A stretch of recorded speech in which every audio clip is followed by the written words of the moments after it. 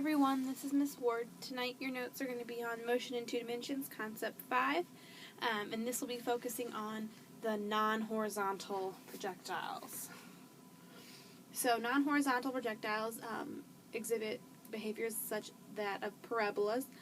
The horizontal position of the projectile increases steadily with time. What this means is that since there's no other force acting against it in the horizontal motion direction, since we ignore air resistance, motion is constant, which means initial velocity will be equal to final velocity in the x direction, and therefore acceleration equal to 0. The vertical position changes by an increasing amount with time each interval. So as time increases, so will the vertical position, so will the y position. The vertical motion is the same as the free fall of an object dropped from rest. So we always said in the free fall problems that an object is in free fall regardless of if it's being thrown up or if it's falling down. So as long as the only force acting on it is gravity, it is considered to be in free fall. So in the y direction, these are just like those free fall problems where we saw something being thrown in the air, except in this case there's also an x direction. An ideal projectile follows a parabolic path regardless of how it is launched. So again, an ideal situation, there's no air resistance, nothing messing with it. It's going to have this form this parabola, which gives us the ability to know that it's symmetrical and allows us to know some of the information from the problem. The velocity is also independent, so we were just talking about the position, but the velocity acts the same way as the position does. In the x direction, it's constant. In the y direction, it's the same as in free fall. The only force acting on it is gravity. You already learned the velocity-time equation. Final velocity equals initial velocity plus acceleration times time. Just like before, you're going to apply those in the x and y direction. So final velocity of x equals initial velocity of x plus acceleration of x times time, and final velocity of y equals initial velocity of y plus acceleration of y times time. For projectile, we know that just for any projectile, horizontal, non-horizontal, acceleration of x is 0, and the acceleration of y is going to be, in this case, negative 9.81. Depending on the problem, depending on what part of the motion you're looking at, sometimes we'll use that negative g, other times you will use a positive g. It will depend on the circumstances. So these are those problems. Simplified down, since that acceleration falls out in the x direction, final velocity is equal to initial velocity, and then in the y direction, just like always, not just like always. In these problems, since there is an initial velocity, you have all 4 parts of that equation. That first piece does not fall out like it did in the horizontal projectile motion. Alright, so now you have a quick example problem. You throw a baseball from the roof of a house to a friend on the ground. The baseball has an initial velocity of 12 meters per second in the horizontal direction. After 1 second, how fast is the ball moving in A, the x direction, and B, the y direction? As I read this problem, I realize that this is a horizontal projectile motion problem, not a non-horizontal projectile motion problem, which isn't very helpful for you at this point. So I'm going to go ahead and change this question for you, so please make sure you change this in your notes as well. We're going to say that it has an initial velocity of 12 meters per second in general, so we're going to cross out this piece of it. We're going to say it was not from the roof to the ground.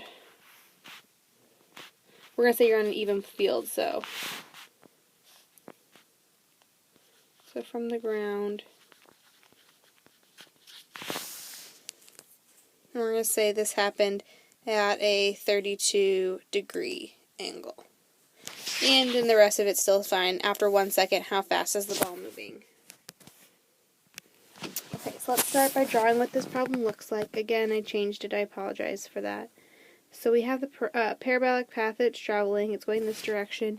It is 32 degrees above the horizontal and traveling at 12 meters per second. Now, like I told you in class, the first thing to do is to figure out the initial velocity of x and y before we do any of our charts.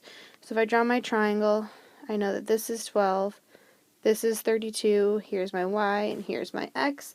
So using SOHCAHTOA to guide us, I know that the cosine of 32 equals x over 12. Multiply both sides by 12. So 12 times the cosine of 32 equals the initial velocity of x. So my initial velocity of x equals 10.17 meters per second. In the y direction, you would use sine of 32 equals the initial velocity of y over 12. Multiply both sides by 12 once again. So 12 times the sine of 32 equals the initial velocity of y. The initial velocity of y equals 6.36 meters per second. Alright, now that's not what they're asking. They're asking what the velocity is after 1 second. So now I'm going to draw my x and my y. Initial velocities I just solved for. Final velocity, in this case it's not true final velocity, it's final velocity after 1 second. That's what we're wanting to solve for. Acceleration is 0 in the x direction, and in the y direction, in this case, it's going to be a negative 9.81 because we're throwing the ball up and gravity is working down, so they're working in opposite directions, so you need to make sure you make that a negative 9.81. Distance, we don't know, they don't ask us about it though, and the time they tell us is 1 second. So this is pretty easy using this given information. All we're going to have to do is use our equation VF equals VI plus acceleration times time. We'll do the x in over here. We'll do the y over here. In the x direction, final velocity of x equals initial velocity of x plus acceleration of x times time. Well, final velocity of x equals initial velocity of x because acceleration of x equals 0, which means the final velocity of x equals 10.17, which in the problem I believe they gave us was 12.0, is that correct? Was the given information, which means there's 3 significant digits, which means this should be, actually no, the 1.0 was the time, so it should be 2 significant digits. So final velocity of x equals 1.0 times 10 to the 1 meters per second in the correct amount of significant digits. And in the y direction, final velocity of y equals initial velocity of y plus acceleration of y times time. Final velocity of y equals 6.36 minus 9.81 times 1. So final velocity of y equals 6.36 minus 9.81. Final velocity of y equals a negative 3.45 meters per second.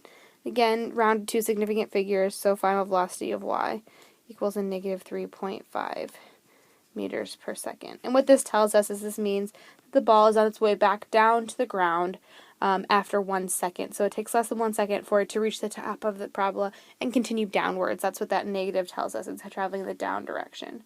Oh, I'm looking at my screen and I see that's kind of hard to see, so I'm going to write that again. So final velocity of y equals a negative 3.5 meters per second. That's what you can't see in this little thing. That was what's written here, is that.